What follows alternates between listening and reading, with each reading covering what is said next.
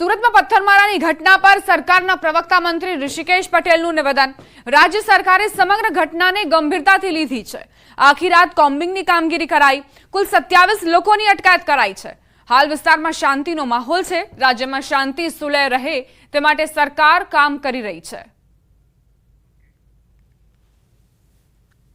માનનીય હર્ષભાઈ સુરતમાં આખી રાત દરમિયાન ત્યાં હતા। આખો ઉજાગરો કરી સમગ્ર પરિસ્થિતિને કંટ્રોલમાં લીધી છે અને 27 લોકોની રાતોરાત કોમ્બિંગ કરી અને અટકાયત પણ કરી છે। 27 જેટલા લોકોની અટકાયત કરી છે અને તમામ કોમવાદી પરિબળો ક્યાંય ગુજરાત ઉપર હાવી ના થાય એની તકેદારી રાજ્ય ગૃહ વિભાગ અને આદરણીય મુખ્યમંત્રી ખૂબ સારી રીતે એના ઉપર વોચ કરી રહ્યા છે, જેથી કરી અને હવે આ કોમવાદી પરિબળોને કોઈ છૂટો દોર ના મળે એના માટેની સમગ્ર કાર્યવાહી જે પણ કોઈ કડક હાથે કરવાની હશે એ ગૃહમંત્રીએ ખાતરી આપી છે કે એ કરવામાં આવશે। અમદાવાદ મ્યુનિસિપલ કોર્પોરેશનના લાઇટ ખાતાની ઘોર બેદરકારી સામે આવી। શહેરના આનંદનગર વિસ્તારમાં રોડ પરની સ્ટ્રીટ લાઇટો બંધ હાલતમાં જોવા મળી।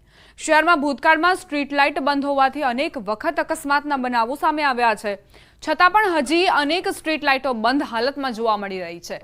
શહેરમાં અનેક રસ્તાઓ એવા છે કે જ્યાં હજારો વાહનોની અવરજવર રહેતી હોય છે, છતાં સ્ટ્રીટ લાઇટ બંધ હાલતમાં જોવા મળી, જેના કારણે વાહન ચાલકોને અકસ્માત થવાનો ભય પણ સતાવી રહ્યો છે। શહેરના રસ્તાઓ પર અમદાવાદ મ્યુનિસિપલ કોર્પોરેશનની ઘોર બેદરકારી સ્પષ્ટ રીતે સામે આવી રહી છે, કારણ કે અનેક વખત સ્ટ્રીટ લાઇટો બંધ હોવાના કારણે અકસ્માતો સર્જાયા હોવાના બનાવો બન્યા છે। તેમ છતાં અમદાવાદ મ્યુનિસિપલ કોર્પોરેશનનું જે લાઇટ વિભાગ છે તે હજી સુધરવાનું નામ નથી લઈ રહ્યું, કારણ કે શહેરમાં હજી પણ અનેક એવી સ્ટ્રીટ લાઇટો છે તે બંધ હાલતમાં જોવા મળી રહી છે। આપ જોઈ શકો છો દ્રશ્યમાં 100 ફૂટ આનંદનગર જે રિંગ રોડ છે કે જ્યાં અનેક જે સ્ટ્રીટ લાઇટો છે તે હાલમાં બંધ હાલતની અંદર જોવા મળી રહી છે। મહત્ત્વની બાબત તો એ છે કે અમદાવાદ મ્યુનિસિપલ કોર્પોરેશનના લાઇટ વિભાગની અંદર લગભગ 1 લાખથી વધારે ફરિયાદો પણ થઈ ચૂકી છે, તેમ છતાં આ સ્ટ્રીટ લાઇટો છે તે ચાલુ કરવામાં નથી આવી રહી। ભૂતકાળની અંદર પણ સ્ટ્રીટ લાઇટો બંધ હોવાના કારણે અનેક અકસ્માતના બનાવો પણ સામે આવ્યા છે અને અનેક નિર્દોષ લોકોએ જીવ ગુમાવવાનો વખત આવ્યો છે। ત્યારે અમદાવાદ મ્યુનિસિપલ કોર્પોરેશનના સત્તાધીશોને અધિકારીઓને આ બાબતનું ભાન ક્યારે થાય છે તે જોવું રહ્યું। કેમેરામેન હરીશ શર્મા સાથે ઋત્વિજ સોની, ન્યૂઝ 18 ગુજરાતી, અમદાવાદ। વાત હવે લોકમેળાની।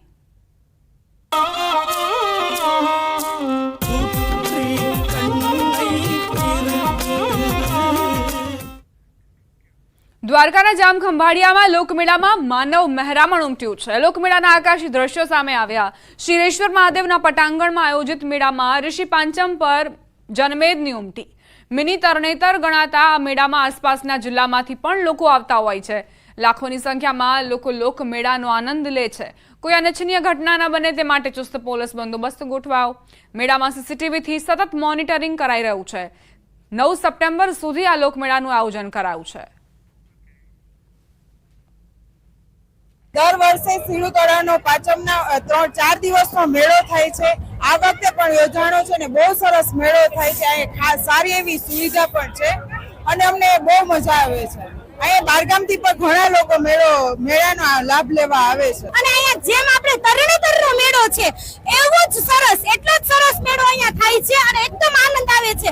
આ સાલ એવું હતું કે વરસાદના હિસાબે કદાચ થશે, પણ બહુ મજા આવી ગઈ। વરસાદ પણ નથી અને પબ્લિક છે અને ઘણી બધી રાઇડ્સો પણ નવનવી જોવા મળે છે આપણને અહીંયા અને એકદમ મજા આવે છે। જોઈએ તો એકદમ આનંદ। અમારું આખું ગ્રુપ આવ્યું છે એકદમ મોટું, રાજકોટથી, જામનગરથી અને ક્યાંયથી માણસો અહીંયા મેળો કરવા માટે આવે છે। આ જામખંભાળિયામાં સીરો તળાવમાં જે ભવ્ય અને શાનદાર મેળો યોજાણો છે તેનું આયોજન, પોલીસનું આયોજન, બધું વ્યવસ્થા એટલી સરસ છે। તમે લોકો આવો ને તો હું તો આનંદ માણું જ છું, પણ તમારે આનંદ માણવા માટે પણ અહીંયા આવવું પડે।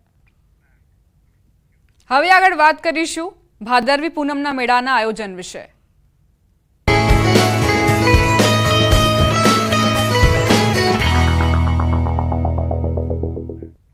બનાસકાંઠાના અંબાજી ખાતે ભાદરવી પૂનમના દિવસે દર્શન કરવાનું અનોખું મહાત્મ્ય છે, જેથી હાલ ભક્તો પગપાળા અંબાજી જઈ રહ્યા છે। પંચમહાલ જિલ્લામાંથી પણ મોટી સંખ્યામાં ભક્તો રથ લઈ પગપાળા માતાજીના દર્શનાર્થે જઈ રહ્યા છે। હાલ વરસાદી માહોલ વચ્ચે ભક્તો બોલમાળી અંબે જય જય અંબેના જય ઘોષ સાથે ઝૂમતા ઝૂમતા પદયાત્રા કરતા જોવા મળી રહ્યા છે. યાત્રીઓની સેવા માટે ઠેર ઠેર વિસામાનું પણ આયોજન કરાયું છે.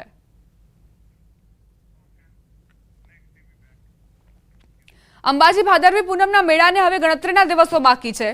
વહીવટી તંત્ર દ્વારા તમામ તૈયારીઓ કરી લેવાઈ છે. માઈ ભક્તો માતાજીના દર્શન માટે પગપાળા અંબાજી આવવા નીકળી ગયા છે, તો પદયાત્રીઓની સેવા માટે સેવાભાવી સંસ્થાઓ દ્વારા કેમ્પનું પણ આયોજન કરાયું છે. ત્યારે ઊંઝાથી 750 મહિલાઓનો સંઘ અંબાજી પહોંચ્યો.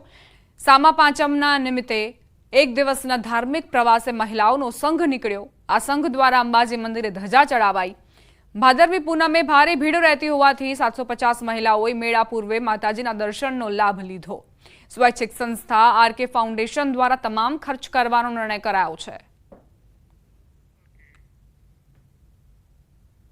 આજે અમે ટોટલ 700 થી 800 બહેનો ઊંઝા ગામ આરકે ફાઉન્ડેશન દ્વારા ખૂબ સરસ આયોજન કરવામાં આવ્યું છે. અને આજકાલ કરતાં 17-18 વર્ષ થઈ ગયા. 700 થી 800 બહેનોને ઋષિ પાંચમના દિવસે સ્પેશિયલ વિશ્વેશ્વર નાહવા માટે લઈને આવે છે અને અંબાજી દર્શન કરવા માટે લઈને આવે છે. ખૂબ ભીડભાડ હોય છે એટલે અમે એડવાન્સમાં સારી વ્યવસ્થામાં દર્શન કરી દીધા. 750 થી 800 બહેનો આવેલ છે. આ સંઘમાં આગોતરા એવું આયોજન છે કે ભાદરવી પૂનમના દિવસે મેળો બહુ મોટો થતો હોય છે. એના ભાગરૂપે એડવાન્સ દર્શન કરાવીને દરેક બહેનો માતાઓને લાભ મળી રહે એના માટે. સાબરકાંઠામાં ભૂતિયા ગામની નદીમાં ધસમસતા પ્રવાહમાં ફસાયું કપલ. ફાયર વિભાગે કર્યું દિલધડક રેસ્ક્યુ. પાણીના ધસમસતા પ્રવાહમાં કાર પાણીમાં થઈ હતી ગરકાવ. હિમાચલ પ્રદેશના મંડીના કેટલાક વિસ્તારોમાં ધોધમાર વરસાદ. બાગલ ગામની પાસે ફસાઈ કાર. પર્વતો પરથી વહી રહેલા ધોધ નીચે કાર ફસાતા રેસ્ક્યુની ટીમ ઘટના સ્થળે દોડી આવી. જેસીબીની મદદથી કારને બહાર કાઢવામાં આવી. રુદ્રપ્રયાગમાં સતત વરસાદના કારણે ભૂસ્ખલન. કાટમાળ અને જમીન ધસી જવાના કારણે મોટા ભાગના રસ્તાઓ બંધ. ગ્રામ્ય વિસ્તારના લોકોની અવરજવરમાં મુશ્કેલી. ઉત્તર પ્રદેશના લખનૌના સરોજિની નગરમાં મકાન ધરાશાયી. ઘટનામાં 8 લોકોના નિપજ્યા મોત, જ્યારે અન્ય લોકો થયા ઘાયલ. સ્થળ પરથી કાટમાળ હટાવવાની કામગીરી શરૂ. શ્રીગંગાનગરમાં શાતીર ચોરે વિદ્યાલયમાંથી કરી બાઇકની ચોરી. ભેજાબાજની તસવીર સીસીટીવીમાં કેદ. પોલીસે ચોરને પકડવા માટે હાથ ધરી કાર્યવાહી. દ્વારકાના ખંભાળિયામાં શ્રેષ્ઠ મેળાનો વિડીયો વાયરલ થયો. લોકમેળામાં રાઇડમાં યુવકો જોખમી સ્ટન્ટ કરતા દેખાયા. રાઇડમાં લોકો જોખમી રીતે સવારી કરતા અનેક સવાલ. અંબાજી ભાદરવી પૂનમનો મેળો શરૂ થાય તે પહેલા ગબ્બર પર્વત પાસે રખડતા રીંછનું રેસ્ક્યુ અભિયાન. હાલ એક રીંછ પાંજરે પુરાયું. વન વિભાગે શ્રદ્ધાળુઓને સાવચેત રહેવા આપી સૂચના. અંબાજીમાં મેળા પહેલા રીંછ પકડાતા લોકોએ લીધો રાહતનો શ્વાસ. હજુ કેટલાક રીંછના આંટાફેરા હોવાનો સ્થાનિકોનો દાવો.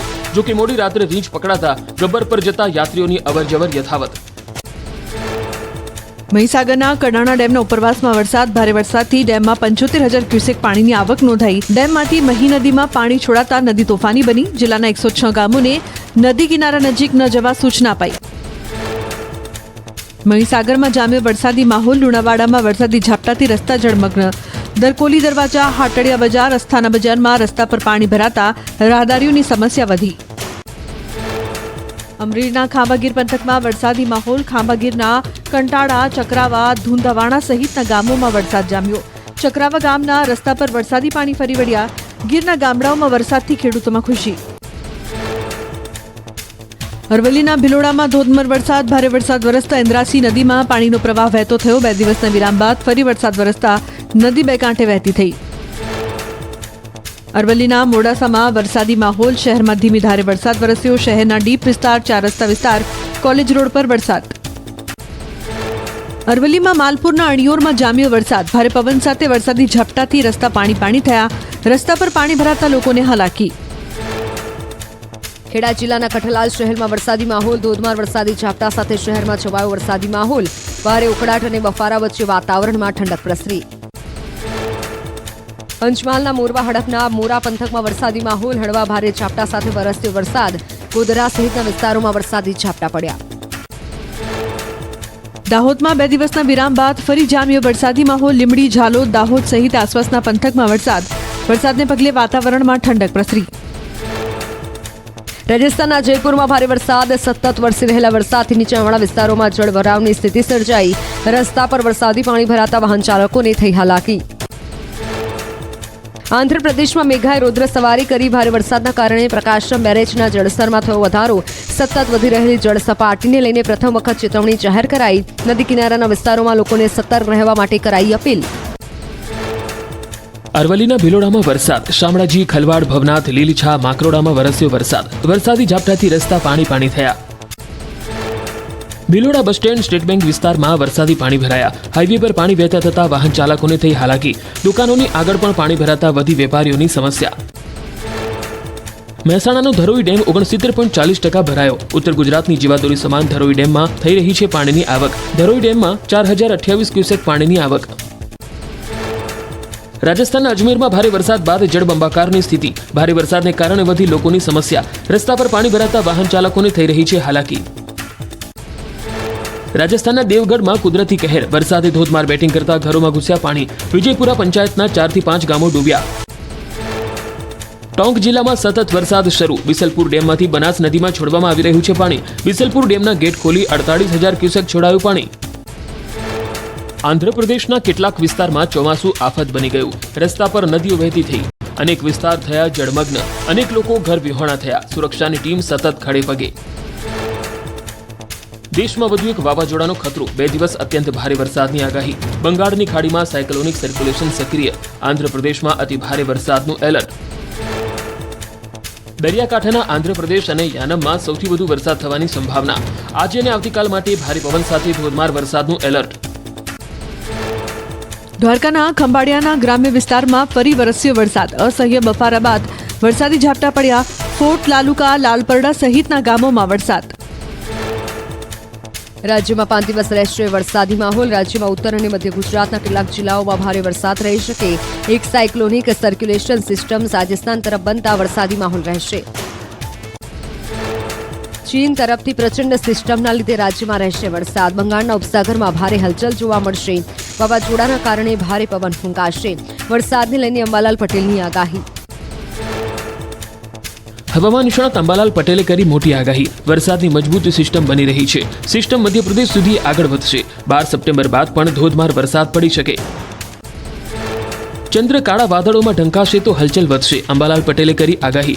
16 અને 17 ઓક્ટોબરે દરિયામાં ઉથલપાથલ જોવા મળશે. નવરાત્રી સુધી વરસાદી માહોલ જોવા મળશે. ફરી ઉત્તર ગુજરાત પર આકાશી આફતની શક્યતા. અંબાલાલ પટેલે કહ્યું, મહેસાણા, બનાસકાંઠા અને સાબરકાંઠા પર ખતરો. અતિભારે વરસાદની શક્યતા. 7 અને 8 ઓક્ટોબરમાં બંગાળના ઉપસાગરમાં ઉથલપાથલ જોવા મળશે. દક્ષિણ ગુજરાતમાં પણ ભારે વરસાદની આગાહી. ભારે વરસાદ બાદ કચ્છમાં ન્યુમોનિયાનો કહેર. લખપતમાં ન્યુમોનિયા તાવે કહેર મચાવ્યો. 4 દિવસમાં ન્યુમોનિયા તાવને લીધે 12ના મોત. કોંગ્રેસ નેતાએ પ્રદેશ પ્રમુખને પત્ર લખી કરી જાણ. મોતનો આંકડો અને નામ સહિત લખ્યો પત્ર. કચ્છમાં રોગચાળા મુદ્દે આરોગ્ય મંત્રીનું નિવેદન. નિષ્ણાંતોની ટીમ બનાવી અસરગ્રસ્ત વિસ્તારમાં હાથ ધરાઈ તપાસ. રોગચાળાથી મૃત્યુ અંગે કરવામાં આવી રહી છે તપાસ. રિપોર્ટના આધારે સંક્રમણ ન વધે તે અંગે કામગીરી. કોંગ્રેસ પ્રવક્તા પીસી ગઢવીના નિવેદન પર બોલ્યા આરોગ્ય મંત્રી. કહ્યું, ગઢવીની રજા લઈ ટીમે કચ્છમાં ન જવાનું હોય. જ્યાં અસર છે ત્યાં ટીમે તપાસ કરવાની છે. કોઈને પૂછીને આરોગ્ય વિભાગની ટીમ નથી જતી. રાજકોટમાં રામનગરમાં કોલેરાનો વધુ એક શંકાસ્પદ કેસ. અલગ અલગ વિસ્તારમાં કોલેરાના 6 કેસ મળી આવ્યા. થોડા દિવસ અગાઉ રામનગરથી થોડે દૂર લોહાનગરમાં નોંધાયા હતા 2 કેસ. ભારે વરસાદ બાદ રોગચાળો વકર્યો. રાજકોટમાં 5 ઓક્ટોબર સુધી ખાણીપીણીની દુકાનો, લારી ગલ્લા, બરફના ગોલાના વેચાણ પર પ્રતિબંધ. વરસાદના વિરામ બાદ પણ પાટણના ખેતરો પાણી થયા. 1.5 ફૂટ પાણી ભરાતા પાક નિષ્ફળ. ખેડૂતોના માથે છવાયા ચિંતાના વાદળો. અરવલ્લીમાં થયેલા વરસાદથી ખેડૂતોના હાલ બેહાલ. મોડાસાના ઉમેદપુરમાં ખેતરો પાણીમાં ગરકાવ. કેનાલની સફાઈના અભાવે પાણી નિકાલ ન થતા ખેતરોમાં પાણી ભરાયા. વહેલી તકે નુકસાનીનું વળતર ચૂકવવા ખેડૂતોની માંગ. મોડાસામાં વરસાદ વિરામના 4 દિવસ બાદ પણ સોસાયટીઓમાં પાણી ભરાયેલા. કોલેજથી ભેરુડા જતા માર્ગ પરની સોસાયટીઓમાં પાણી ભરાયેલા રહેતા લોકોને હાલાકી. તંત્ર દ્વારા આ ગટર લાઇન શરૂ કરવા અને રસ્તો બનાવવા સ્થાનિકોએ માંગ કરી. ભરૂચના કશક વિસ્તારમાં વરસાદી અને ગટરના પાણી ભરાતા લોકો ત્રાહિમામ. ફૂલોની દુકાનો પાસે રસ્તા પર પાણી ભરાયા. ટનના ગંદા પાણીથી દુર્ગંધ ફેલાતા દુકાનદારોમાં રોષ. તંત્રની કામગીરી પર ઉઠ્યા સવાલ.